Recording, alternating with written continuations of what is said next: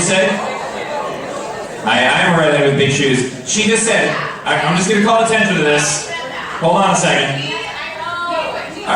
Let me repeat it for them. I'm just calling attention to this. She said, you're a redhead with big shoes, that means you have a big penis. Now look, I'm not here to dispel any rumors.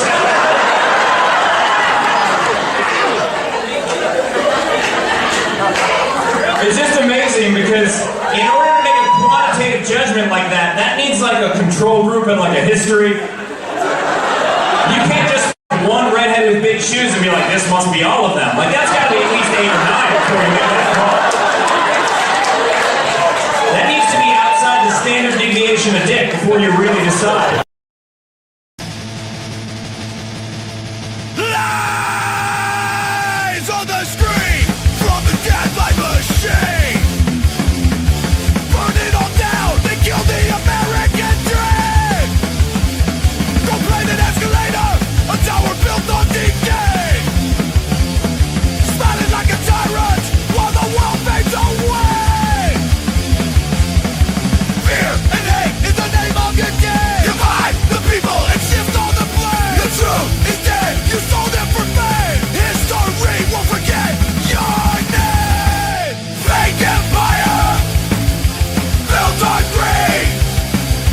Fascist clown, watch it bleed. Break the chains, fight the fire, dethrone the king, take it higher. Rock into cages, you got blood on your hands. Worship the dollar while you ignore our demands. We storm the gates, our rage is fueled by your lies. We will sit back and watch as your empire crumbles and dies. Fear and hate is the name of your game. Divide the people and shift all the blame. The truth is dead, you sold it for fame. History won't forget. Yang, yang. Fake empire built on greed. Fascist clown, watch it bleed. Break the chains, fight the fire, dethrone the king, take it higher.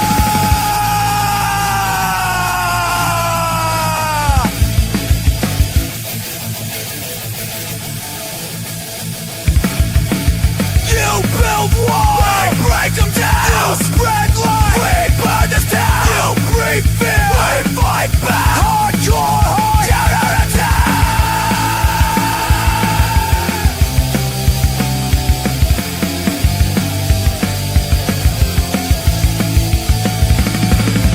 Fake empire going down, no more kings. Burn the crown, justice call. Hear the sound, rise up now and stand your ground.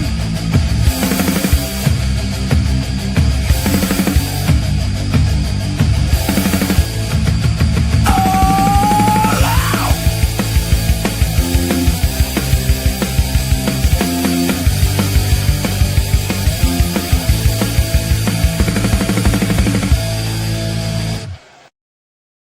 There might be some Trump supporters in the crowd tonight. It's possible. It is possible for the Trump.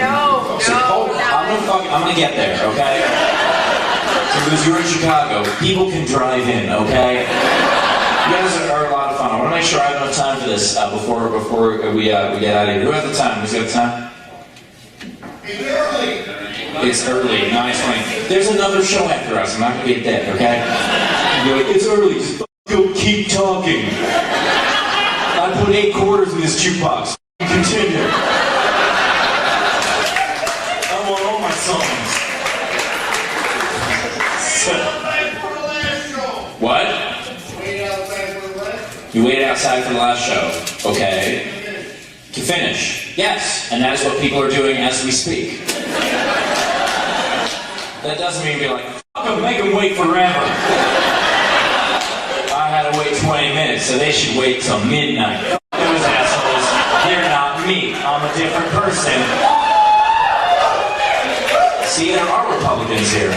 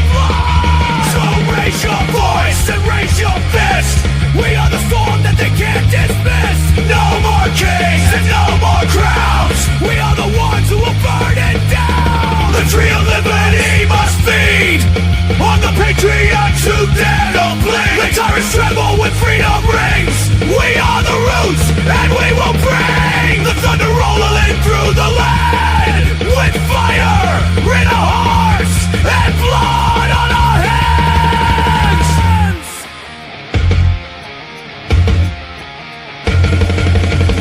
Not for glory, not for gold, but for the stories that were never told. For every voice that they tried to drown, we will plant the flag and hold our ground. So raise your voice and raise your fist. We are the storm that they can't resist. No more caves and no more crowns. We are the ones who will burn it down. The tree of liberty must grow with the blood that only the brave know. And if we should fall, then we fall as one beneath the rising blood-red sun. The tyrants will fall and the people will rise, because freedom never truly dies.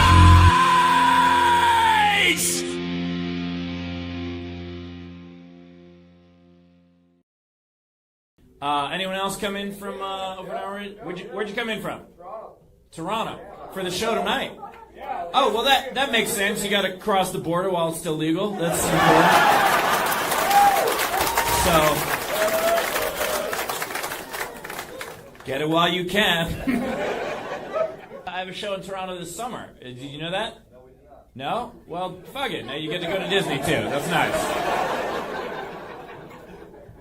Appreciate that. You sort of like coming in, be like, oh, we don't want to see you where we live. We want to see how other people see you. That's what we want. Well, wherever it is you came in from, whether you came in from right down the street, or you came in from Tampa, or you came in from Melbourne, or you came in from inapplicably our sudden enemy, the nicest country to ever exist. And they're like, we hate you now. Fucking ridiculous. It's so Canadians are so nice that Trump was like, we're going to take over Canada, and Canada was like, we're so sorry, but don't.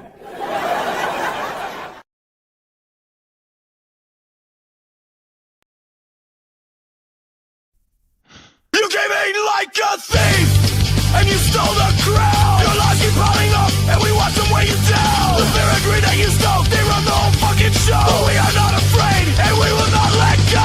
The bigots rise, and you fan the flames. You build an empire of fear and pain. You're hand in hand with the billionaire scum, selling out this country while you play dumb. Burn it all down, tear the walls apart. We will not bow, we will not lose heart. We will put an end to the hate, we will put an end to your lies. We will stand side by side, and we will rise.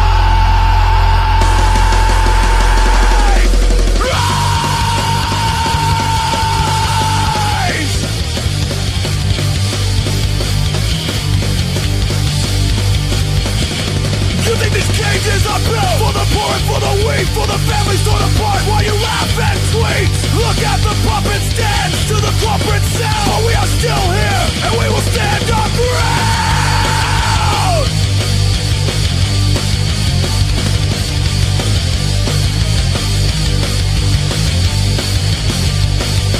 There is blood on your hands. We have seen the truth erased. You put the profits first instead of the people you've displaced. History is watching, and it won't soon forget. It may not be you this time, but you could soon be next. Burn it all down, tear the walls apart. We will not bow, we will not lose heart. We will put an end to the hate, we will put an end to your lies. We will stand side by side, and we will rise.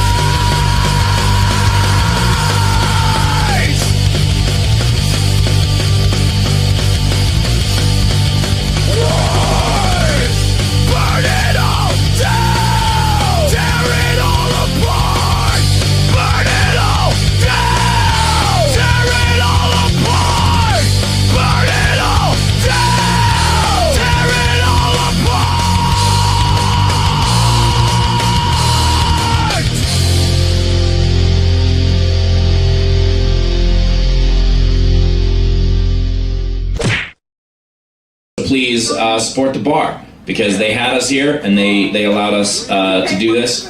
What'd you say? We paid money to that shit. You paid money to what? To the bar. To the bar. That's what I'm asking you to do. Apparently, you bought a couple of drinks. Well, here's what I asked you to do. Did you tip well? Yeah, of course. Always. Of course. Cool. How much did you tip? I'm sorry, you brought it up. Let's talk. You haven't closed out yet. So when I said, did you tip well, and you said, of course, you were lying. You were saying you're going to tip well. Now you f***ing better.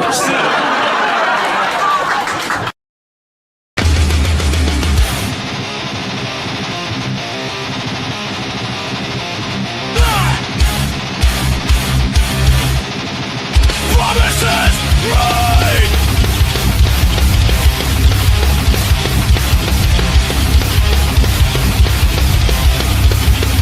Promises right. On a gilded stage, dividing the people, fueling the rage. Walls built high, but compassion's low. Truth buried deep beneath the show.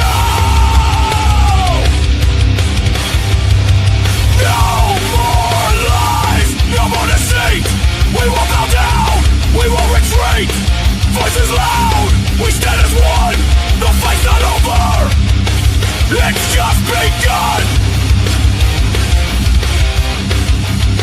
It's just begun. Families torn at the borderline. Justice denied, time after time. Prophet's soul on the planet burns. When will we learn? When will we learn? No more lies, no more deceit. We will bow down, we will retreat. Voices loud, we stand as one. The fight's not over, it's just begun. It's just begun. It's just begun.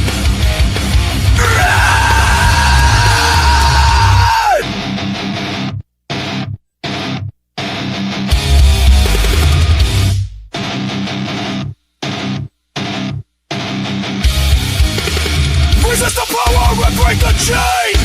Rise above all this hate and this pain. Together we're strong, we won't divide. In our unity we will find our pride.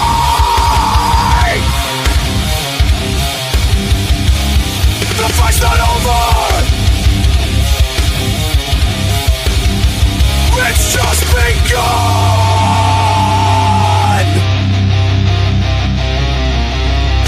The fight's not over, it's just begun.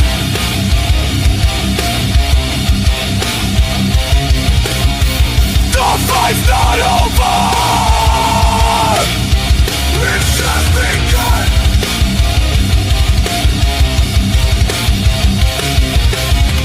The fight's not over, it's just begun.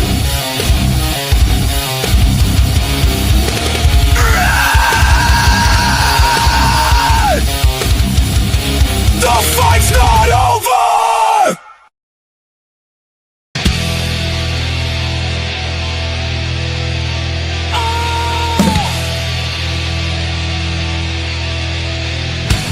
They build their towers in the sky, hoarding wealth while the workers die.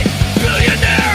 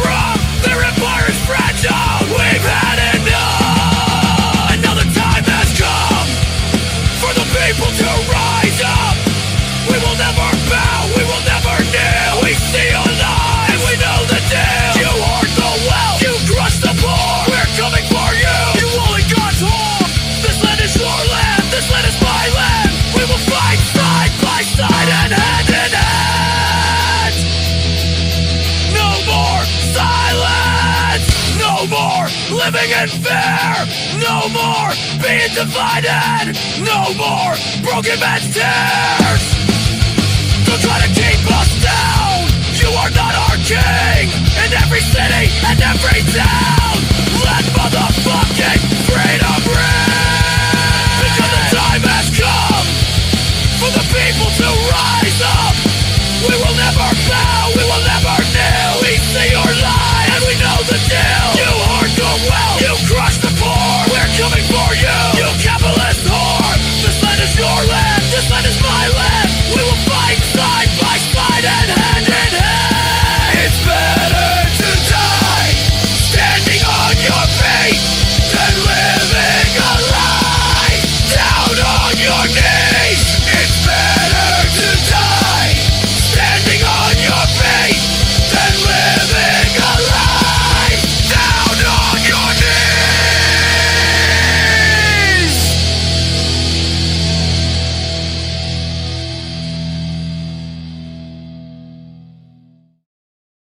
But I ain't paying twice for losing you. Now you miss me. Now that it hurts. Now you see truth behind your own words. Now it's time for the throw punch!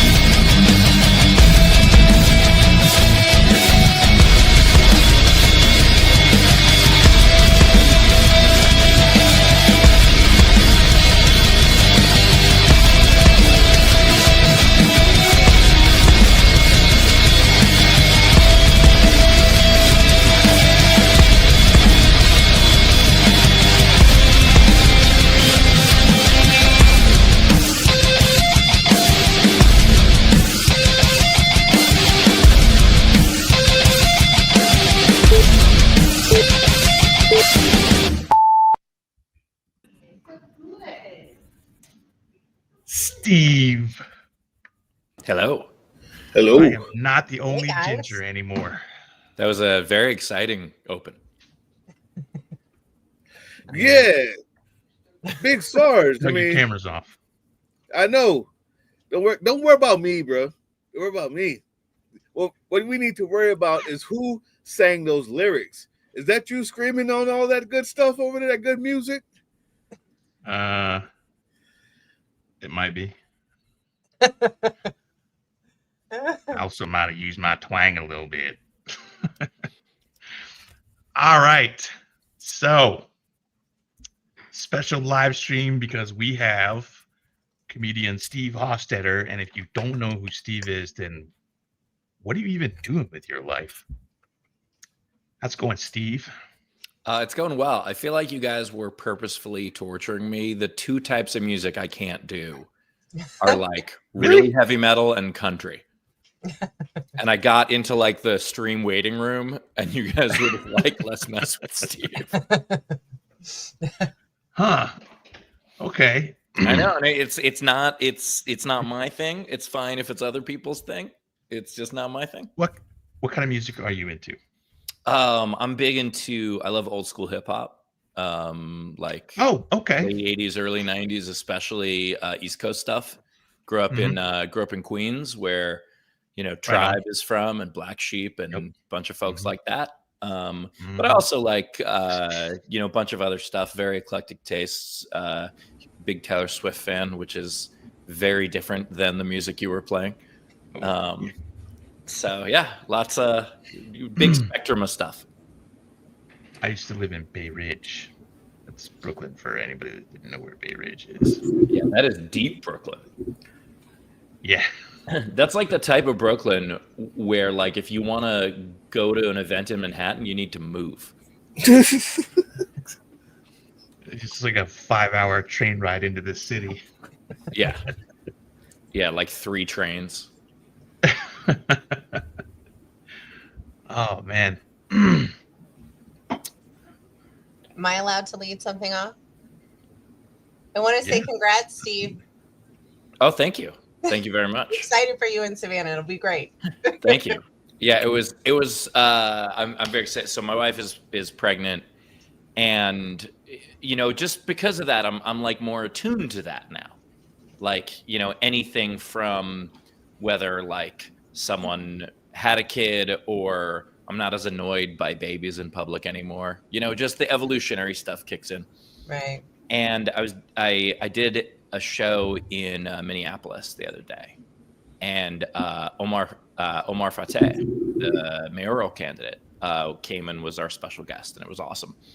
And he just had a baby like 3 days before the show. Oh my gosh. And yeah, it was like the first time he was able to like do anything other than like baby focused. And the first thing I said to him was, I was like, congratulations. And his life is so much politics that it took him a second to just go, the baby. Yeah, the baby. It was like, also the baby. He's just dealing with like everything coming at him from all sides. Like Hannity, Kristi Noem was like attacking him that day. And so like I had to specify. I'm like, congratulations on the baby. It doesn't matter for a second. Baby. It's the actual world we live in. Has consumed us in our everyday life. You were pretty much consumed by, not consumed, but at least in the act. What your comedy was about, especially your crowd work. That was majorly it for the years that I've been watching. Right? How much different is it now that he's back? Now that authoritarianism is actually like directly upon us like a laser sun, as opposed to it being something that was over there. Was it more of an act, more of comedy, and now is more like real fucking life? Well, I've always been afraid of the sun, but I find that so my stand-up is still what it always was, which is social commentary with, a political perspective mixed in. I happily say I'm a political comedian, but at the same time, like, 2 specials ago was, it was just about like being nicer to people, being nicer to trans people and gay people and women. And but that is somehow political. And then my special that's coming out in 3 days is about health, which has somehow become political. And the stuff I'm writing right now is about the fact that like my wife's pregnant and I'm going to be a dad for the first time. And that is now political. And so it's something where, I live in Charlotte. I'm walking distance from the South Carolina border. If we lived in South Carolina and God forbid she miscarried, she'd be charged with a crime. That's insane. Yeah. And so like now, everything has always been political, but it's been more politicized than ever. And so, my crowd work stuff is what was viral. I was never really a crowd work guy. It was just something that that I was doing. And, hecklers, even at their peak, were fewer than 10% of the shows. It was just something I happened to be good at, and it was what the algorithm favored. But for me, my stand-up is still what it always has been. It's my digital presence that has become much more political. And part of that is you can't fight fascism part-time. Yeah. You have to be on top of it. And, one thing I like to say is when I post stuff, I'm never trying to change someone's mind who's reading it. I know that that's not how it works. What I'm trying to do is give talking points to someone when they go home for Thanksgiving. When they talk to their idiot cousin who says, do your own research and has never opened a book. Right. That's what I'm trying to do. Facebook memes aren't research, motherfucker. What's wrong with you? Yeah. I hear you. Oh my God. I had a video the other day where I think I posted it yesterday. It was from a show a while ago, though. So it was someone just started yelling Republican talking points at the end of the show. I mean, they literally yelled the words "drill, baby, drill." And I, in the video, said something about how, like, are you Republican fridge magnet poetry? Like, what is this? And I made fun of the idea of, like, you don't have a mind of your own. And someone in a meme that they reposted from someone else tried to say that, like, people on the left don't think for themselves. And I'm like, you copy and pasted that, you idiot. You just thank you for proving my point. The level of cognitive dissonance is just ridiculous. Oh, yeah. I mean, it's the only cognitive thing they have. No.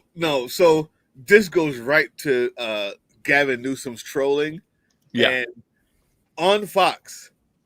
I mean, I shit you not. You would think that this is a Far Side comic strip. You would think that this is, like Kids in the Hall shit. Like, they're looking at Gavin Newsom's joking of Trump's way of speaking and tweeting and saying, look how childish this is. Oh, he's not serious. Like, they're not smart enough to even get the joke.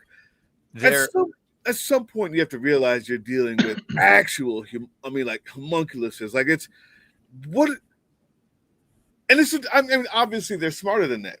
But they know their audience is so dumb that they don't get it, or they themselves don't get it. I think it depends on the person. They get it. Hard to believe. I think it depends on the person. Some people are grifters and some people are stupid. And there's a lot, and people online are very often to quickly go, oh, don't engage, that's a bot. And I'm like, you know what? It might be, but if we think everyone who disagrees with us is a bot, how does that solve anything? Like, you can't assume that something is a bot just because it's echoing talking points. Bots didn't vote. 77 million idiots did. Yeah. And some of them were idiots. Some of them were grifters. Some of them got tricked. But wait, so you made the distinction between idiots and birthers. Can you explain? Oh, grifters. Oh, grifters. Okay. Idiots and grifters. Yeah. No. Birthers fall into both categories. Right. Okay. I was like, I need an explanation there. Grifters. One of them is the president. One of them's his wife. But I think that there are a good amount of people. Candace Owens is a great example. Someone who was on the left, who was like actively espousing, progressive talking points. And then that didn't work for her trying to get famous. And she realized that, it's an easier climb to fame to just be hateful. Yeah. Yeah, that's the sad part. Even if this wasn't working for me, with like last year in May, I had like 500 followers on YouTube, and then I put up one of those stupid parody truck rants. I had like my little ball cap with the American flag and like sunglasses. I'm sitting in a vehicle and I'm like, oh, blah, blah, blah. And I had like a caption on there. It was like angry veteran rants about, and I made like some clickbait thing. If none of that worked, I would still be doing this. Whatever we were doing before that. I mean, we're still doing that, but I mean, like, I just don't get it. Like, I can understand people who do something stupid and fall afoul of the left, like Louis C.K. Word got out that he was asking people if he could jerk off in front of them, and suddenly he became like a MAGA comedian. I get that. I don't get the whole, this isn't working for me, so I'm going to go over there. Like, work harder, motherfucker. What's wrong with you? Well, I mean, Ben Shapiro is a failed screenwriter who hates Hollywood. I mean, it's I bet his scripts are dry too. What? What'd you say? I'm sorry. I missed it. I wasn't even. I didn't mean to interrupt. It literally just came out of my mouth. I said, "I bet even his scripts are dry too." Oh, nice, nicely done. Yeah, I think crumpled paper does have a similar consistency too. I just, by the way, my favorite Ben Shapiro thing was when he bought that piece of wood from Home Depot, and like, do you know what I'm talking about? It's just so funny. There was like I don't pay a attention bunch to of that, people on dude. the left were like, "Fuck Home Depot," they donate to Trump, and we don't like them, and etc. So he does this video in the parking lot of a Home Depot where he has a piece of wood.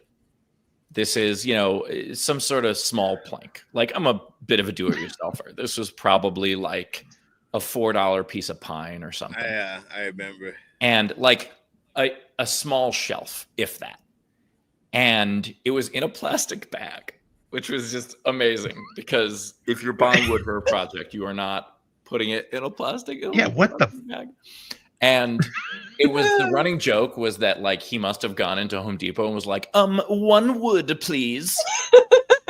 And it was just so it's the same thing where like Mark Wayne Mullen will tweet stuff about how like I'll be on the front lines fighting and then he's like, I'm uncomfortable at dinner in DC, so there's a lot of crime because people are mad at me. It's the most, and I know the whole alpha thing is a myth to begin with, but it is the most like I'm gonna pretend to be tough, and really I am a frail, fragile idiot. I just love the idea, just holding a little shopping bag of little wood. I got my 1 wood. I think he wore like a plaid shirt. He's like, I am man. Yeah. Like, bro. This is my work flannel. It's my work flannel. Yeah. Flannel, there it is. That's the word. I apologize. I absolutely hate. Sorry, what was that? I think there's a delay on my. I got like lag. I was gonna say I hate when people are like, oh, I'm gonna be on the front line, especially with their like fucking MAGA or whatever. The first thing that I do is I'm like, let me look up and see if this person was ever in the military. Because if you didn't do that, don't fucking tell me you're on the front line, bitch. Yeah. Yeah, the idea of like, you have that option. You could right now if you wanted to. Yeah. Well, I never had the privilege to serve. You mean you're in the front of the line for a latte? I hear you. I hear you. Look, hey, don't come at my lattes. All right, lattes are real good. But it was fun to troll Ben Shapiro when he was doing that, and I was just like, hey, just a heads up, I'm progressive, and I built the desk that I'm trolling you from. Like, so yeah, it's who's your favorite? Fun. Who's been your favorite to absolutely troll? And I know it's a tough question to ask because it's real life too, but you're a damn comedian, so I know you get it.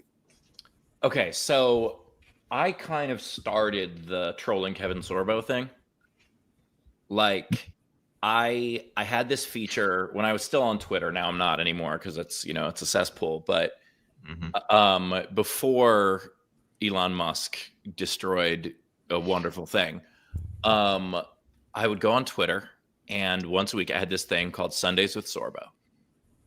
And once a week I would just subtweet him. And it was stuff like he was complaining about not wanting to pay income tax. And I was like, don't worry, Kevin, that's just for those of us who work.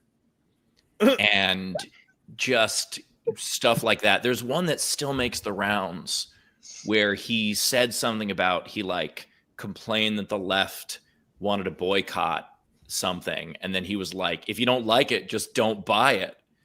And I replied and I just said, yes, Kevin, that is what a boycott is. I remember that. Join us again next week on explaining easy concepts to Kevin Sorbo. And so it just became this thing, and people still bring it up at shows. I don't think I've tweeted at him in 3-4 years, but it gains so much steam, and so many other people do it now too. And I still get people asking me about it at shows, but the bit ended because it had the ultimate punchline. A buddy of mine bought a cameo for me from Kevin Sorbo. And if there's one thing we know about Kevin Sorbo, it's that he will say anything for $80. Oh. And so after I spent years just torching this idiot, I have a video from him being like, Steve, you're so funny. You're a wonderful comedian. Right. Oh God! Oh, that's amazing. If I may, yes. For the people that don't know, Cameo is a website where pretty much anybody can get on there and charge people money to make videos. Like I could do a Cameo, but it's mainly for celebrities. And you'll get some like F-listers like me that'll show up on there. It's like, I'm a YouTube sensation or whatever, and they charge money. So you can literally like send them requests to do videos. So Kevin Sorbos is basically his Twitter handle. It's cameo.com/ksorbs. But I do not recommend, first of all, two things. Yes, we get it. Everyone should buy a Cameo from you. But also, do not buy one from Kevin Sorbo. Do not give him money. He will just use it to be a horrible person. So do not give Kevin Sorbo money. It was a good bit, but I do not want to advertise his Cameo. Fair enough. Here's the deal. I do not have a Cameo. Just putting that out there. I'm saying I could. Like well, people, now you could. People like me who are like a fucking nobody with like 10 people following them on YouTube will be like, I'm on Cameo. No, it's a good one. One thing I realized a while back was, so I had so I have a Patreon, and one of the levels was, and it was a very expensive level. It was a thing where I would do like private calls with people, where like personalized calls. And one person who was on that level was very clearly like, didn't have a lot of money, worked 3 jobs, all 3 part-time. Like, and I was sitting there going, I don't want her to spend money on this. Like, she doesn't have this kind of money to spend on it. And I was talking to someone about it, and he said a phrase that stuck with me, which is, don't take her joy away. If this is something that is important to her, that gives her joy, it's the reason why firefighters spend the money that they make on season tickets to a football team. Like, they're not balling. They don't have 10 grand to spend it, but that's what makes them happy. And so, like, if you want to do a Cameo, and if you've got 3 people who really enjoy the fact that you're willing to wish them a happy birthday or whatever it is, like, give them that. That's okay. It makes sense. So that's a nice way to think of it. Here's the thing. When you said Kevin Sorbo, I was like, who the fuck is that? Then I went ahead and looked him up because I was like, I don't want to just say that. And then Google said, are you sure?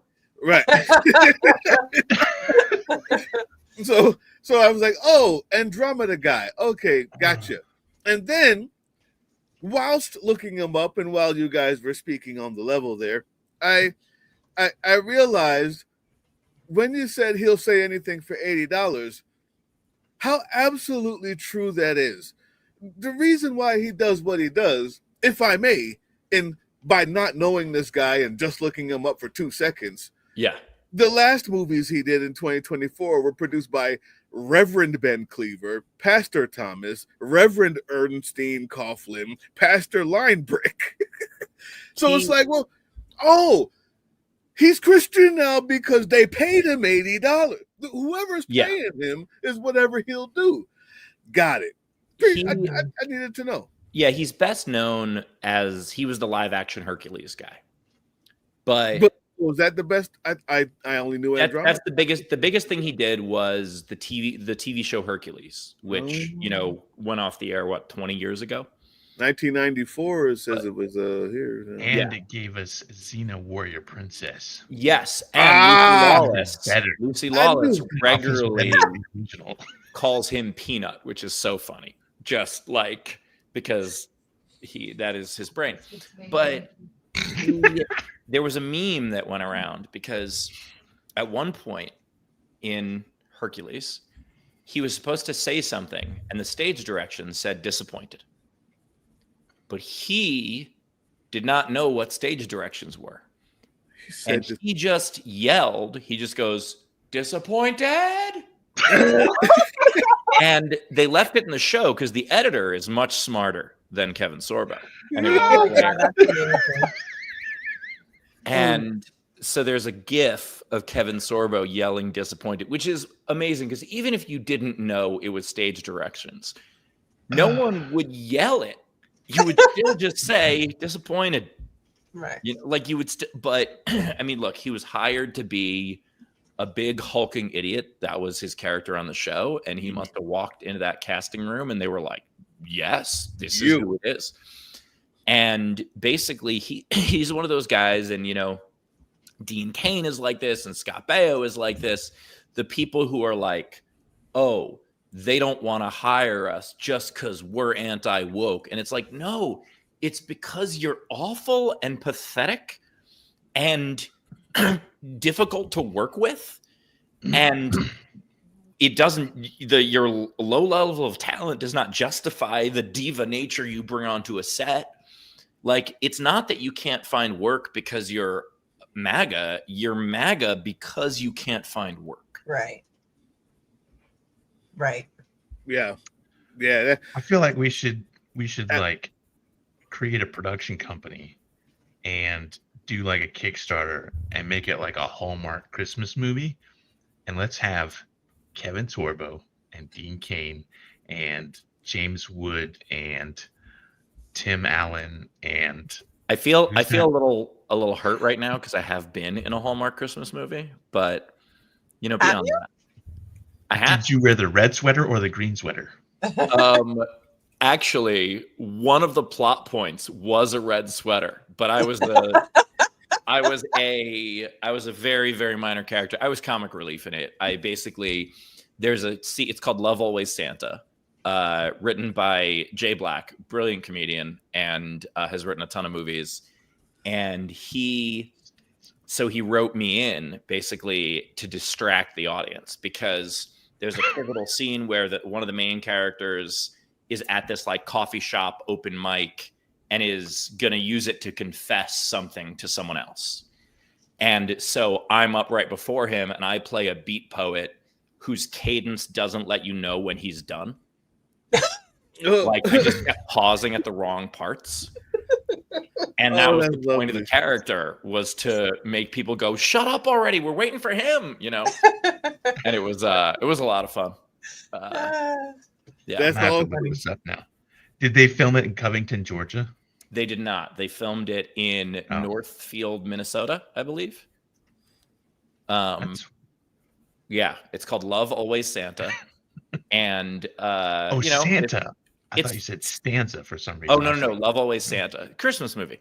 And it is fun because every like late November, early December, I'll just get a couple of DMs from people being like, "Were you?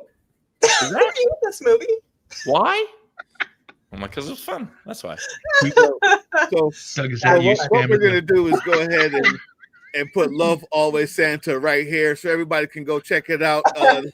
Oh, I got way more ridiculous IMDb credits than that. I was in Psycho Yoga Instructor. Oh, that's one of my favorites. I'm kidding. It was supposed to be called The Perfect Pose, and then Lifetime bought it, and they called it Psycho Yoga Instructor, which was crazy because it was like a slow burn psychological thriller. And when you call something Psycho Yoga Instructor, you expect like several murders in the first 10 minutes, and that's not what it was. But because it was such a ridiculous name, the hashtag Psycho Yoga Instructor trended on Twitter. So then this was another movie from Jay, by the way. So then the next one that he wrote, he was like, I'm just going to sell this to Lifetime right off, and called it Psycho Storm Chaser. And I got to be in that one also. And that was a lot of fun because that was actually Psycho Storm Chaser. It's weird to say this, but that was the first time I really, like, I had been in a couple of movies before, but that was the first time I really got to act, because all the other parts I was comic relief. And in Storm Chaser, I was like, there's one scene where I kind of roll my eyes and get annoyed at someone, but then I have to get really scared as someone's about to kill me. And so that was wild to have to do. What is it like? Did you get the acting bug? I mean, not really. Like I enjoy it, but the last movie I did, the only like real meaty role I've had, I was one of the co-stars of another movie we sold to Lifetime called Handyman from Hell. Again, originally called Overhaul, but when you sell it to Lifetime, you got to name it something like that. So we're like Psycho Handyman, and then it went to Handyman from Hell. But anyway, in that one, I like the producer, showed me the first cut, and he goes, "What do you think?" And I said, "I think I am a stand-up comedian who was hanging out with 4 actors." Like it was so clear that they knew what the hell they were doing. But someone reviewed it and said that like my performance was really wooden, and I was like, my character was on the spectrum, you ass. Like that was part of it. He didn't really have much emotional range. Yeah, that was that's the whole point. Yeah. Yes. So people bag on Lifetime movies, and I'm guilty of it too. But realistically speaking, like if they play those movies every year, those residual checks, if you got the good ones. Kind of. I mean, Lifetime tends to buy outright, and so so like their residuals are teeny. But it's also like, I mean, it is fun because I do get random messages from people being like, why? But the fun thing with Handyman was it was satire. But it was subtle satire. It wasn't over the top at all. What's happening right now? I know somebody from Sons of Liberty Discord is watching right now, and I just want you to know that I got this notification. So thank you. Got like a video call request, and I left my ringer on like an idiot. Oh yeah, it's fine. I was like, what? Was that just an alarm? I was like, what is that? Somebody's So hey, tell Steve I said what's up. It probably is somebody doing that. Yeah. Well, no. Handyman was satire, which was interesting because when it aired on Lifetime, the people watching it on Lifetime were very like confused / upset. But when we showed it in theaters, people got it. And it was so much fun it was really cool. Like Lifetime actually let us keep the theatrical rights, which was awesome. So I got to do like a couple live showings, and it was really fun to see people understand that like when she falls down running away from the killer, it's not cheesy. It's making fun of when they fall down running from the killer, like it's like we're doing the tropes on purpose. And so like that was real fun. I remember when you guys were promoting that. So what ended up happening with Sunken Bus? Oh, so Sunken Bus Studios, which is my place in Pittsburgh, still exists, and we're, it's an event hall, so it does comedy and music, and I mean, people have done weddings there. It's a really cool spot, and like, we're a different place because the entrance doors is a replica of the TARDIS from Doctor Who. Oh, that's great. And part of the idea is because it is a huge 3-story building, but when you walk in from one side, it doesn't look like that because it's on a hill. And so the joke being it's bigger on the inside. Right. And so that's the Doctor Who reference. But it's a fun place. We're actually we're partnering with Helium Comedy Clubs, and they're going to start doing our booking in October. Oh, that's awesome. And so, and they have a place in Philly and in Buffalo. So Pittsburgh is kind of perfectly situated for that route. And so we're really excited about what's coming there. That'll be I feel like since you're in North Carolina and so is Cliff, and I'm in North Carolina, that I should like write like a comedy Western and film it here. Where in North Carolina are you? Outside Raleigh. Okay, cool. Yeah, I was just over there yesterday. I threw a first pitch for the Winston-Salem Dash, so I was kind of that way, toward that way at least. Okay, although that's triad versus triangle. I'm still learning all that stuff. I'm new here. I don't know. Wait a minute. You threw out the first into the pitch. phone and be like, all right, I gotta go here. I see the baseballs behind you. Obviously so you threw the first pitch and the baseballs up. Okay, there you go. So that top case. All the way up. That top case is all ceremonial first pitches. Oh shit! That's cool. Yeah, That's although yesterday's was garbage. Worst pitch I've thrown. It was It was inside and in the dirt. It was garbage. So did you play before, or is it just like a thing that you love? Oh, I mean, not well. Like I played, I played in the sense of like I was in Little League and, and I would, played a ton of pickup games. I coached softball in high school. Okay. It was one of those things where I know more about the game than I can do in the game. Yeah. If that makes sense. Like me in football. Yeah, for a 45-year-old comedian, I'm a hell of a pitcher. For any human being that's good at baseball, I am not. Okay. Yeah. Got you. All right. So let me ask an industry question, if we can call it that. I understand that comedians, for some reason, have this special gift of taking the worst moment, the worst thing, the worst reality, and turning it into something funny so you can stomach it, right? Yeah. I am dying to figure this out. Like, as a host, as somebody who is trying his hardest to get messages across all the time, I damn near revel in that ability. I don't know what it's called or how it's done. Is there anything you can tell me? How the hell do you take that worst moment? What, like when the worst thing happens tomorrow in DC?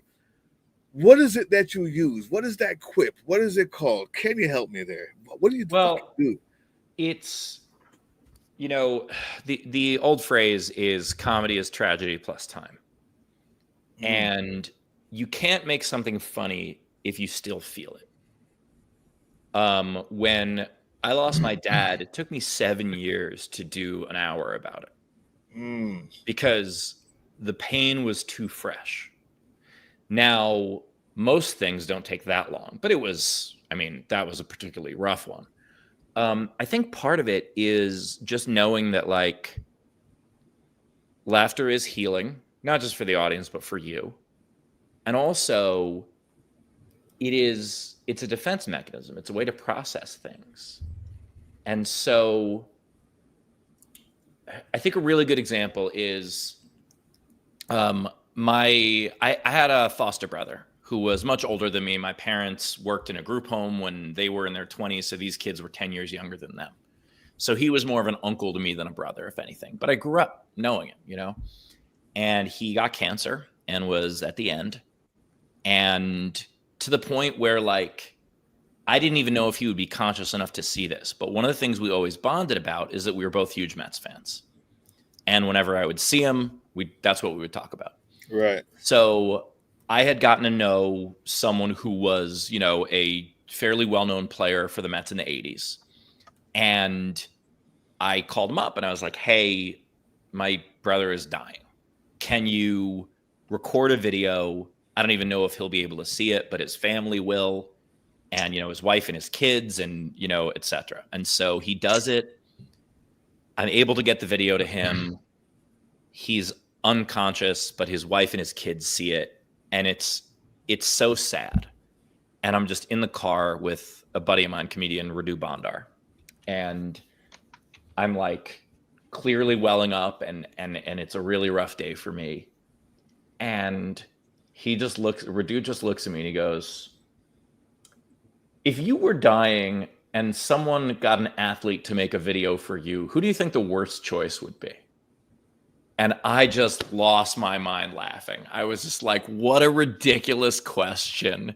And it was also immediately, I was like, Chipper Jones, I would be so upset. And then suddenly the conversation became, instead of about the sadness of the moment, the conversation became about this ridiculous hypothetical. And that's what comedy can do. It can flip your perspective. For sure. Perspective, almost a reframing of what's happening around you. Yeah. I see the question on the screen. Am I supposed to? Oh, what's that? All right. So Melissa Tuttle asks if I have a point at which I'd stop my political comedy if the fascist starts imprisoning comedians, as has occurred in past autocratic takeovers. No, I'd move. I'd leave. Like, I wouldn't shut up. I'd leave. because as much as it seems like America is the only country, we are 4% of the world's population. And if it can happen here, it can happen absolutely anywhere. And so I wouldn't shut my mouth. I'd shut my mouth long enough to get over the border. And then I would continue doing what I do. So, go ahead, Sarge. I was just going to tack on to the point about it seems like we're the only country. A lot of people like to say, oh, this is the freest country in the world. And it's not. It's like there's a whole bunch of other countries that have the exact same freedoms, if not more now. Well, right now, yeah, definitely. Oh, and even before, I mean, I was joking, even 10 years ago, I was joking that, you know, when people yell, we're number one, I'm like, what, in country code? Like, what are we first at right now? We're number one in infant death mortality rate. I mean, infant mortality rate, yeah. School shootings. Definitely. Yeah, we're number one in, you know, in police brutality. We're number one in the private prison complex. I mean, there are a lot of things we do lead in, but nothing we're particularly proud of. And it's not that we're a bad place. It's that we seem to refuse to look to other countries for suggestions. There is this idea of American exceptionalism that we can never take an idea from somewhere else and implement it.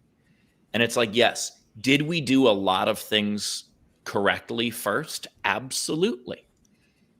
Is America one of the big reasons that democracy spread across the world as far as it did? Absolutely. However, we can look at the happiness index in a place like Norway. Yeah. You know, and we can go, why is that? Why in a country that is so godforsakenly cold, that is so uninhabitable for 9 months out of the year, why are they so happy? What are they doing right? They're happy with icicles on their damn faces. What are we doing wrong? It ain't working out over here like that.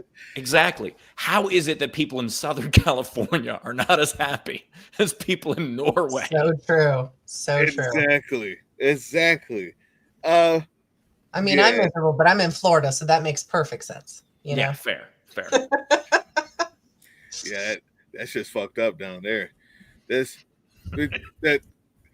The Florida man has become one of the most the most hilarious exports that you have from Florida. What the hell? But it's not even the craziest place now anymore. Like you lost that title. We got like Texas and that's true. Fucking like 30. People are trying to catch up to us. Speaking of happiness, there's also this thing that like there are no right-wing comedians.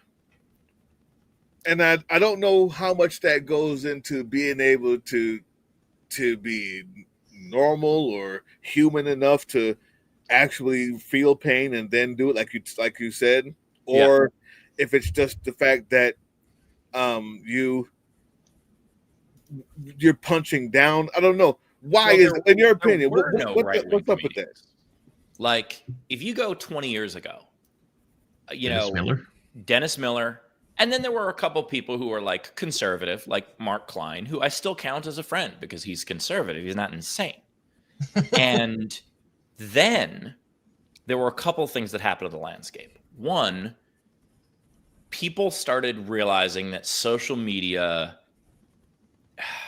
I guess, it is an easy grift. Like if someone, look, I'm about to break 1 million followers on Facebook. And they follow me because I'm progressive. If tomorrow I started posting awful regressive stuff, they would get mad, but I would get an offer to be on every right-wing show there is because they'd be so happy that they turned me. And suddenly I would be accepted by all of those idiots. Now, I don't want to be because I also, want to be able to face myself in the morning. But there was this grift, but there was also this weird thing that happened in New York, which is the center of stand-up in America, where that idiot from Opie and Anthony Cumia, who is super racist and super sexist and unapologetic about it, he gets like kicked off the air, Like, finally, it's enough. Where terrestrial radio and satellite radio were both like, no. And he starts his own podcast network called, I think it's called Complex. I hope I get that right. I don't want to, if it's not whatever, it's something with a C, some dumb right-wing thing. And all of a sudden, all of these New York comedians who were eking by, and they were funny. Some of these people, genuinely funny, good comedians, but they're not breaking in because it's such a hard thing to break into. And suddenly they're getting this platform where these million of loyal incel idiots are just handing money and buying tickets and buying albums and all this stuff. And Anthony starts platforming them. And it becomes this crazy ecosystem of who can say the worst thing. And I think that was a large part of it. And then that happened in the Rogan sphere, and that happened in, there's a bunch of others. And it's the comedians who try to do this whole like, oh, you can't say anything anymore. It's like, no, your audience always decided what they liked and what they didn't. And Mark Maron has this great bit in his new special. If you have not seen Maron's new special, please do that. It's fantastic. Where he comes at them directly, and you should see the whole bit. But he basically goes through this long thing about how they're doing this all to say a couple of words that we didn't like anymore. And because of that, they've ushered in fascism, and they've destroyed US aid. And he goes through all these things that happened. And he goes, and I just want to look at them and say, was it worth it, you fucking retards? It's such a brilliantly biting bit. Yeah. Just like all of that to say that one word. Yeah. Because you felt that you weren't creative enough to write a better punchline. You needed that so badly that you were willing to descend the world into fascism for it. Damn, that's good. I was so surface with not knowing what the hell that question was. So surface, and you brought it into like extremely deep there. Like, holy shit! If you're good enough, I was thinking more on the lines like if you're conservative and you want to be funny, like. What is it that you have to do? And the truth is kind of answered in that in their response is you have to be fucking really good. You have to really understand how to set up and make something have people see it your way, maybe, right? Well, the point of, you can't be a good comedian without understanding the human condition. And it's very hard to understand the human condition and not have empathy for people. And so it is a job where part of our job is to be introspective. And, unfortunately, good products aren't always the most popular. Bless you, whoever that was. You are welcome. The reality is that, hello. I get it. I have allergies. It happens. The reality is that like there are wonderful, amazing restaurants, but there's also places that serve fast bullshit that you can get anywhere, and those do much better business. Plus, they're not funny. Well said. Yeah, they're as funny as those restaurants. Yeah. Let me take this call real quick, guys. That's my daughter. Okay. All right. Yeah. Everybody has stuff Actually, going me. on. I called him. Yeah. Just kidding. I didn't. That would be funny. It's someone from the Discord. Yeah. Probably. It's our signal chat.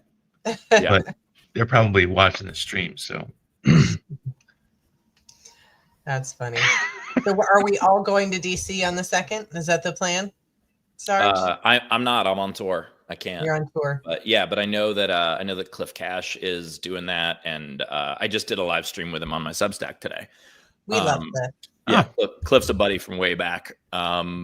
Knew him before politics defined either one of us. And Wait, are all my favorite comedians in North Carolina now? Maybe I should move. it's possible. Yeah. Sam Miller is still up in the Pacific Northwest. So one of the things I love about about it here is that Charlotte in particular is so Charlotte was a third the size. I mean, the Charlotte Metro was a third the population 25 years ago that it is now. Mm-hmm. Almost everyone from here is not from here. And I love that. As someone who grew up in New York City, I love the idea of a place where you get all kinds of different points of views and all kinds of different people move. And it's wonderful. You know, like in my neighborhood, when I'm walking my dog, like every one of my neighbors that has a banner, it's not a North Carolina team. It's all, and you know, part of that is because the Panthers and Hornets are abysmal right now, but it's all like, you know, I have a neighbor with a Cubs flag, and a neighbor with a Reds flag, and, you know, and a neighbor with a University of Nebraska flag. And like, it's great. It's great to see. I am actually from Youngstown, and I was looking forward to next time if I get a chance to go back up. Not that anybody wants to go to Youngstown on purpose, but if I have to go back up, I was thinking, well, maybe I'd be able to run over to Sunken Bus. So when I heard you had moved, I thought, oh no, what happened? So maybe I'll still get to do that now. And maybe I'll get to see you guys in North Carolina. That'd be cool. Because my sister's in Greensboro, so not too far. Oh, excellent. Yeah, that was like next door to where we were yesterday. Yeah, it's a great area. It's beautiful. Yeah, Sunken Bus is still going strong, and you know, I'm very proud of it. It's a different kind of space. Yeah, Why is it called Sunken Bus? So a fun thing about Pittsburgh is that Pittsburgh is known for producing steel and also for swallowing it back up into the earth. And there was one very well-known bus got caught in a sinkhole incidents in downtown where it just looked like it was just swallowing the bus back into the earth. But then there was another on a collapsed bridge, and there was another. We have some infrastructure problems in Pittsburgh. But it's just the idea was to find a different, you know, unique name where if you didn't know what it meant, it's fine. It's just an interesting name. But if you do know what it means, it's a very like, you know, the premise of the building is this is not Hollywood. This is Pittsburgh. And so we named it that, and it's fun. That's cool. I shot some film in McKeesport before it started getting repatriated with people. It's like the mid-aughts, I think. Yeah. It's like ghost town. So I'm familiar with Pittsburgh, which is across the river. Yeah, there is a reason why so many zombie films have been filmed in and around Pittsburgh. There is. They should do it in Youngstown. Oh, yeah. That's way more burnt out shells of buildings than even Pittsburgh has. Oh my God. I did a venue in Youngstown once where it had theater in the name of it. And when you have that, you think it's a theater. And we get there and it's so clearly like an all-purpose room at the equivalent of a YMCA. Like it was. Yeah, that sounds about right. It was wild. Right. And like I still have fans reach out to me about like, I was at the all-purpose room show, and you know. Was there fluorescent lighting or? Oh yeah. We had to like. There's a reason I travel with my own backup gear now. Right. Every now and then you get to a place and you're just like, oh no. No. Yeah. Oh God, that's funny. I wanted to ask you, Sarge. I think you went down to San Antonio or somewhere recently to do some filming. Yeah. Mm-hmm. Are we going to see that? If you back the crowdfunder, yeah. No, I'm just kidding. All those episodes are going to be on YouTube, on the Sons of Liberty YouTube.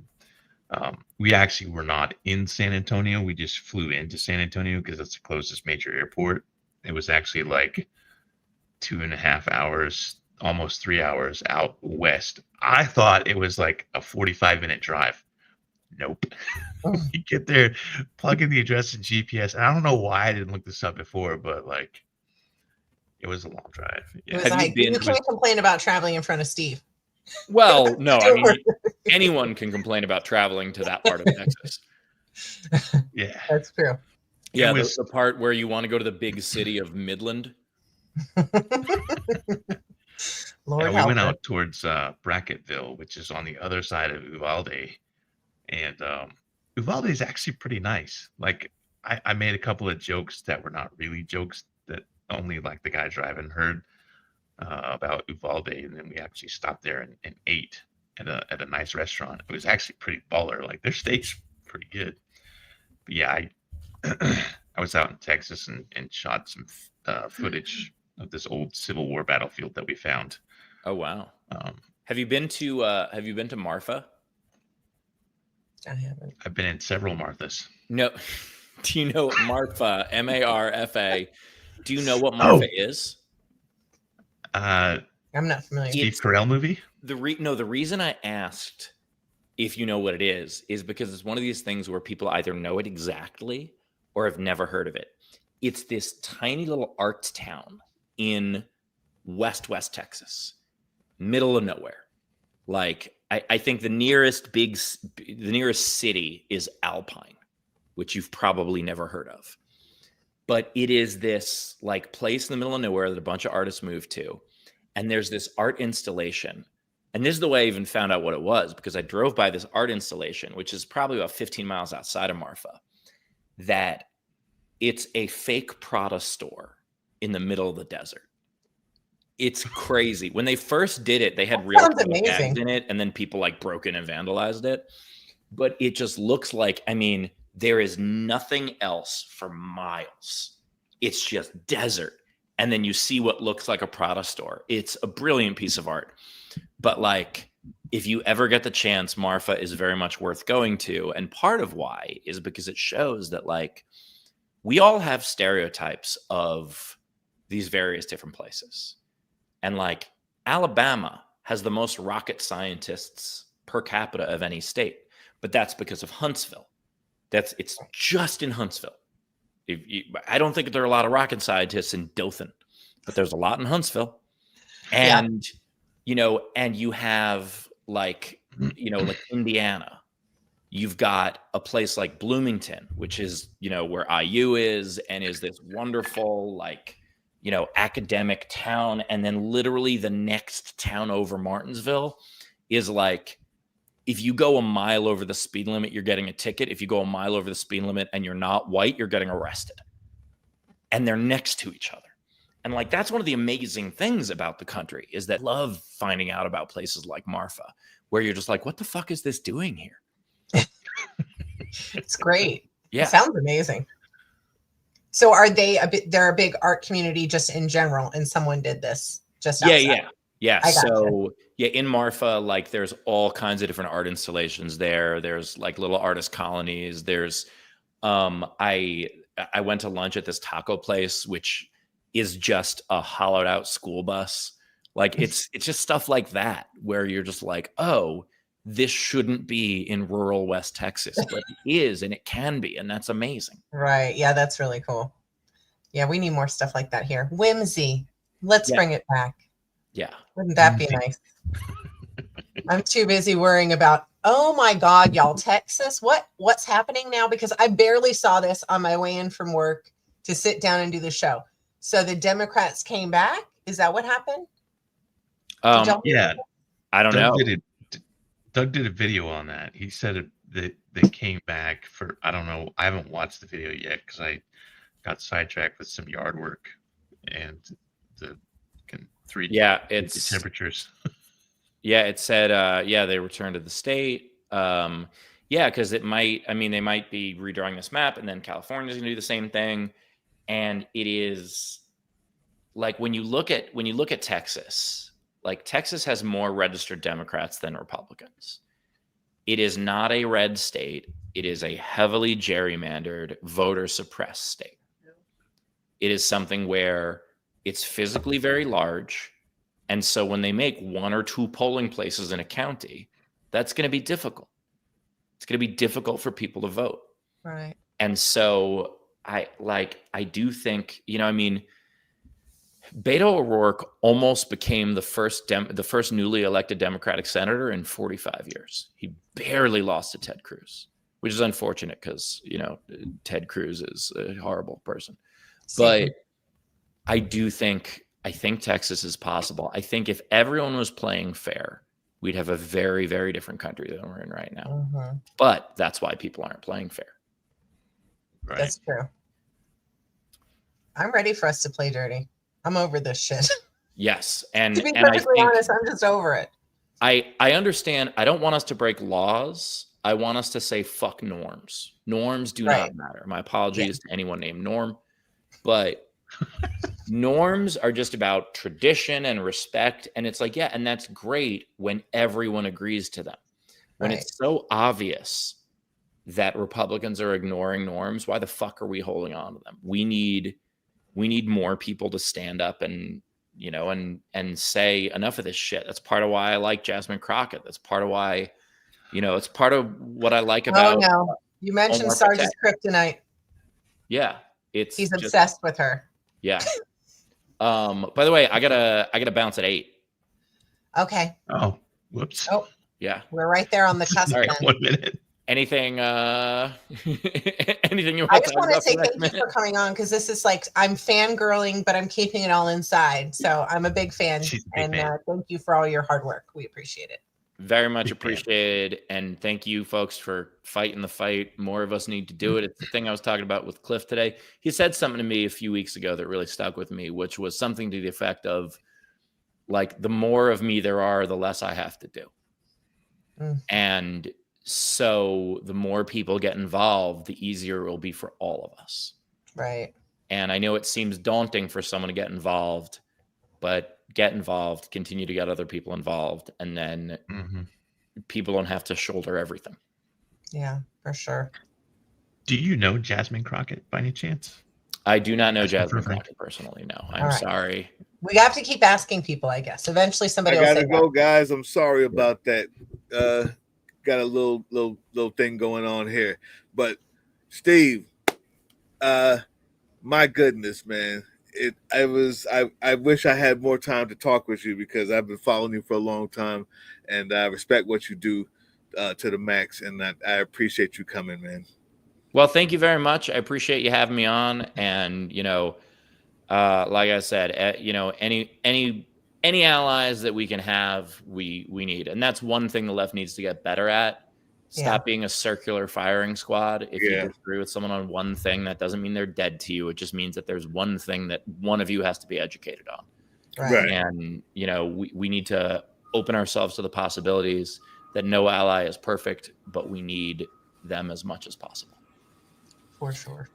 Thank you, my friend. I'm out of here, I'm gonna make guys. some old school hip hop tracks. for the Bye, next both time you come guys, on the I show. guess. Steve's leaving us too. So Well, thank you. Really? I am. No! sorry, I give gotta- Santa my I best. gotta run. Yeah, but you know, folks can come see me on tour. I'm in 4 days. I'm back on the road, hitting up a lot of the Northeast, even some Atlantic Canada as well. We'll see if I get allowed back in the country. That's always a fun challenge. And you know, but I've got over 100 different, between this year and next, over 100 different tour dates on my website already. So hopefully people can come. check me out. Wow. All right, we'll start sharing them then, because everybody needs to go out and see you. Bye, Right. Steve. Thanks Thank you very much. much for Bye. being here. Because he's got to go. I don't even know how to go. There he goes. That was easy. So, how you doing? So I did not know that Steve was going to be on tonight until like right when I walked in the door tonight. I had no idea, and I was like, I was like, You know, we have get ready. a whole messenger group for all the Facebook. I ads. know, but I just get busy. I'm sorry. That chat does get pretty busy too. So if you're Yeah, not, it's paying hard to catch attention everything. there'll be stuff that people. I'll get tagged in something from like 5 days ago. People are like, "Hey, did you have a reaction to this?" I'm like, "What? When was What this? happened? Oh, that was 3 days ago. My bad." Oh, well, I guess that's it for us, huh? I mean, I guess you making that snip thing, and I'm over here like, I mean, I still have to shower so I can get ready for going to work again tomorrow. To be there at 7 a.m. So that'll be fun.